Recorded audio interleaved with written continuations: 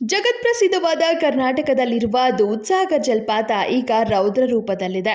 ರೈಲಿನಲ್ಲಿ ಪ್ರಯಾಣಿಸುತ್ತಿರುವ ಪ್ರವಾಸಿಗರು ಈ ಪ್ರವಾಹಿತ ಜಲಪಾತವನ್ನು ನೋಡಿ ಆನಂದಿಸುತ್ತಿದ್ದಾರೆ.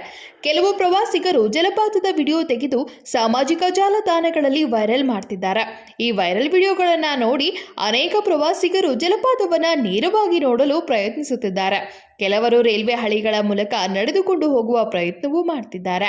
ಆದರೆ ಜಲಪಾತದ ಬಳಿ ಹೋಗಲು ಸಂಪೂರ್ಣ ನಿಷೇಧವಿದೆ. ಈ ಹಿನ್ನೆಲೆ ರೈಲ್ವೆ ಇಲಾಖೆ ಕಟ್ಟುನಿಟ್ಟಿನ ಬಂದೋಬಸ್ತ್ ಏರ್ಪಡಿಸಿದೆ. ಆದರೂ ಕೆಲ ಪ್ರವಾಸಿಗರು ಬಂದಿರುವುದರಿಂದ ಅವರ ವಿರುದ್ಧ ಕಾನೂನು ಕ್ರಮ ತೆಗೆದುಕೊಳ್ಳಲಾಗುತ್ತದೆ.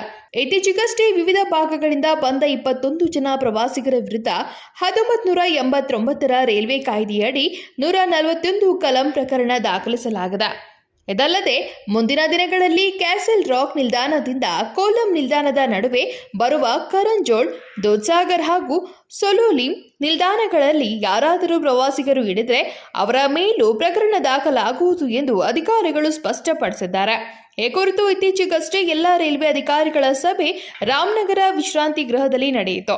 ಅದರಂತೆ ಈಗಿನ ಪರಿಸ್ಥಿತಿಯನ್ನ ನೋಡಿದ್ರೆ ಪ್ರವಾಸಿಗರು ದೂದ್ಸಾಗರ್ ಜಲಪಾತದ ಸೌಂದರ್ಯವನ್ನ ಕೇವಲ ರೈಲಿನಿಂದಲೇ ಆನಂದಿಸಬೇಕಾಗುತ್ತದೆ ಎಂಬುದು ಸ್ಪಷ್ಟವಾಗ್ತದೆ. ನಿಖಿಲ ಸುರ್ಕಾರ್, KMM ಕನ್ನಡ ನ್ಯೂಸ್, ರಾಮನಗರ್.